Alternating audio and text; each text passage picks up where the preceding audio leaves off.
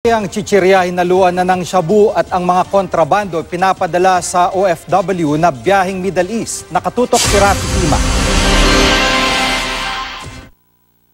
Para hindi mahalata, isinilid sa loob ng chichirya ang drogang ito na nasabat sa buy-bust operation sa Malolos, Bulacan. Naaktuhan pa ng GMA News ang malapelikulang pag-aresto sa dalawang drug suspect. Pinadapa at pinosasa ng mga suspect.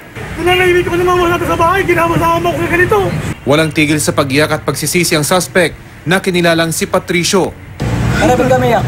Sir, Ikaw may iyak? wala akong walang internet. Ginama-masata lang po ako sir, narkila niya ako sir. Ang kasama niyang si Alex Bamba, hindi raw alam na droga ang kanilang dala. Binigay ko sa akin yun sa taga Malasiki po. Sabi kasi para sa anak niya. Ayon sa Malolos Police, miyembro ng malaking sindikato ng droga ang dalawa na mula pa sa Tarlac. Modus rin daw nila magpadala ng droga sa Middle East. Inilalagay raw nila ang shabu sa mga chichirya at ipadadala sa mga Pinoy OFW na gagawing drug courier. Nandito po kami ng mga oras na yun sa munisipyo. Pinaplano po kung paano ang gagawin namin para makita namin kung si Alex Bamba. Ngayon ako, kung gusto mo ako talaga itong makuha, pagdating mo ako dito, huwag ka na lang ako magpahalata.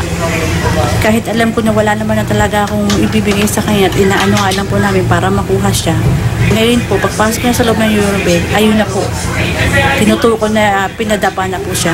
Patuloy ang investigasyon ng otoridad para matuntun ng iba pang kasabwat ng mga suspect. Rafi Tima, nakatutok, 24 oras.